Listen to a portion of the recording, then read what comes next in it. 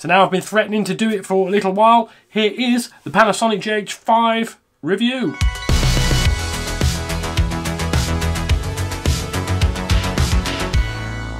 First off, I'm going to start. This is actually my third attempt at doing this particular video. I'll probably put up on the screen what the other few look like. There's so much to say about this camera that it's taken me 3 goes to do it. What I've ended up doing, because I ended up waffling, and I'm doing it now, so I'm going to really wrap this bit up quick, is I went through every little bit of it and thoughts and whatever. Anyway, it doesn't matter. This one, it's going to be quick fire. We're going to try and get it in under 5-6 minutes. Let's see how we go. I've got a list on the screen there of all the stuff I'm going to talk about, and let's hit it. GH5 is a new camera. The first time I've really seriously played with a GH series camera. GH4 was great. GH5, I'm wondering, and I'll put it to you at this stage, could be the best sub 5K camera on the market today. Now, here's what I like about it. This is caveated with, for everything that I like, there's almost definitely something in the same feature that I don't like. Number one, frame rates. It does up to 180 frames a second in 1080p, 60 frames at 4K. That's really good. However, on the flip side of that, there are standard base resolutions. So you can do 1080, 25, 24, 30. You can do 4K, 25, 24, 30. What you can't do is 48 frames.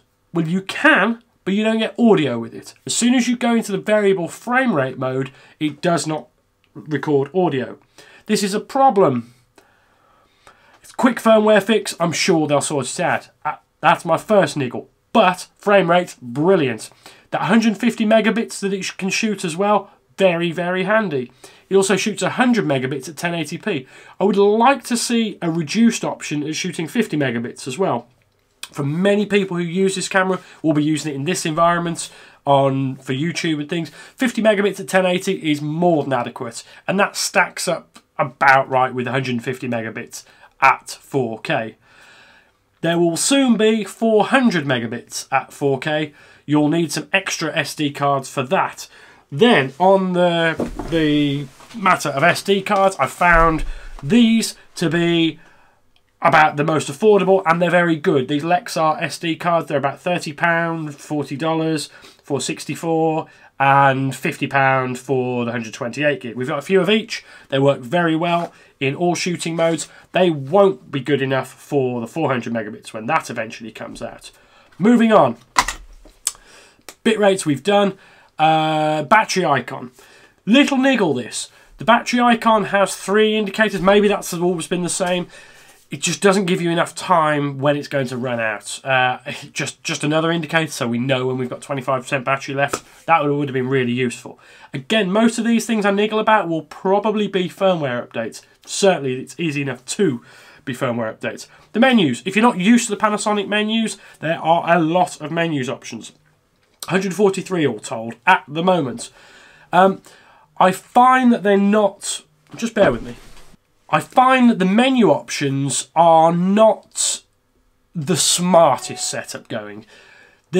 For example, the base frame rate and resolution menu option is about 2 or 3 pages away from the variable frame rate switch on and off and settings option. They'd be really handy if they were right next to each other, because at the moment that can get a bit tricky.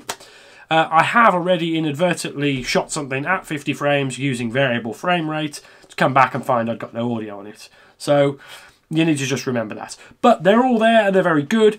On the flip side of that, the buttons, layout and customization of the actual camera unit itself is very good. So most of the functions that you will want to get to very quickly are available to you on the camera body. The touchscreen on the camera is also very good, if not a little sensitive. On the buttons on the camera, there are loads. They're all, well, you'll see those. But there are, on the top dial, 3 custom settings. These are useless. Unless you have preset studio and shooting environments, they're more or less useless. The reason they're useless is they inherit every single setting that you've dialed in, down to ISO, shutter speed, And those are the things that you need to be able to change all the time. So it's actually easy just to start from your main setting and alter from there. Continuous autofocus. Now, if you're shooting in variable frame rates, continuous autofocus doesn't work. It actually doesn't work at all in that mode. That's frustrating because I didn't know that for a while, and I'm not sure why it wouldn't. Again, they could. Whilst you're shooting high speed, I get it. It can't autofocus. You can't go quick enough. You can't even go quick enough for this.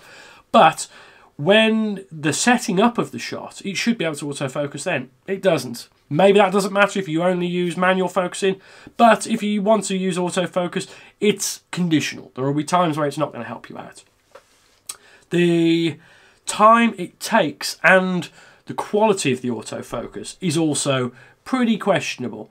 On the previous version of this video that I've already shot, the autofocus is hunting around even when nothing has moved in frame. It's borderline unusable. But again, with firmware, that could be improved. The lens that I'm using, incidentally, is the Olympus 12 to 42.8. It's a really good lens, focuses quickly. Particularly when you press the button, it focuses straight away. So why the firmware can't do that, I don't know. I'm sure it will in time. Listen up, Panasonic. LUTs. You can load your own LUTs onto this camera. That's brilliant. There are also a bunch of different presets already available on the camera, but the ability to stick your own LUTs on, of course we're going to take that. That's brilliant. On the flip side, Vlog. You have to pay for that extra. This camera is incredibly cheap. Just put the price on the camera and ship it with it. It wouldn't have... Panasonic, why would you do that? So, that's that. Moving on. Wi-Fi control. This isn't new to GH5. It was available on GH4. Very, very good. Makes self-shooting in lots of interesting setups really, really good. Peaking on this camera. Probably the best I've seen out of the box. That's excellent. It's got Micro Four Thirds mount, as you well or should know. The Micro Four Thirds glass is quite expensive for what it is, and it obviously only fits on Micro Four Thirds cameras.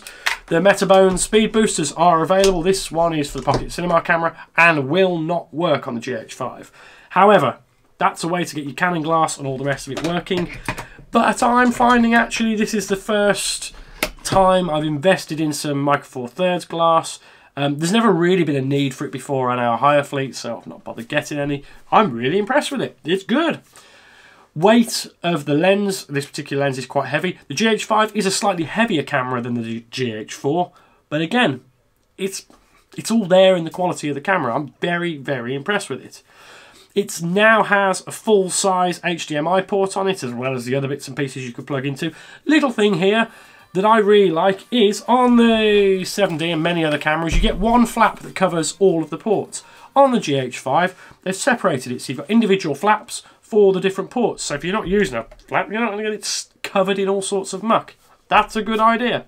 It also comes with a cable locking thing, so you don't snap your HDMI ports off. Very good, but when that's on, you can't see the flip around screen, so I've not got it on here. Shooting 150 megabits on this, for some reason that I've not worked out yet, cripples my MacBook. MacBook Pro is a previous generation, but top spec MacBook Pro. It can edit RED footage natively, no problem at all. When it comes to the 150 megabit 10-bit 4K, really struggles. It can't be down to the 10-bit. I'm not sure why it is. If I figure it out, I'm going to get back to you. But I'm going to take these rushes down to an Apple store and try them on the latest MacBook Pro. I'll report back on that. They also, in the menus, are waveform and vector scopes in there. That's really, really good. Flip side, they're just slightly too big. If they're actually more opaque, so you could see the image through it, it'd be brilliant. But great to have them in there. The audio on there is actually quite good. I'm recording this on a Rode Video Micro. It sounds fine. Let's just unplug it, see what happens. Okay, well, that didn't work. It didn't hot switch back to the internal mic. Never mind. But the internal sound is actually pretty good on it as well. Build quality, overall, I really like this camera. And I'm struggling to find or think of anything else for this price point that could come close to it at the moment. It also produced stuff that is broadcast ready, so BBC and everybody else will accept the stuff on here. When it gets to 400 megabits as well, that'll be broadcast standard for 4K. There's a lot to like about this camera. And if it seems like I'm being hard with the niggles on it, it's because everything else on the camera is so very good that the bad bits do stand out. For the money, it's a no-brainer. Sure, there's an argument whether you go for the A7S II or this. If you need really good low light performance, get the A7S II. For anything else, this is the camera for you. You could use this camera in almost any scenario, bar low light. Just buy some lights. The price difference between the GH5 and the A7S II, you could buy a few top lights and still have some spare change. That's my recommendations. That's it. I wrapped this one up as quick as I possibly could do. There are a few other things that I'm not going to talk about now, but I'm dead impressed with this camera. This isn't supposed to be, this isn't a paid endorsement at all. I've physically paid for my own one here. It's brilliant. End.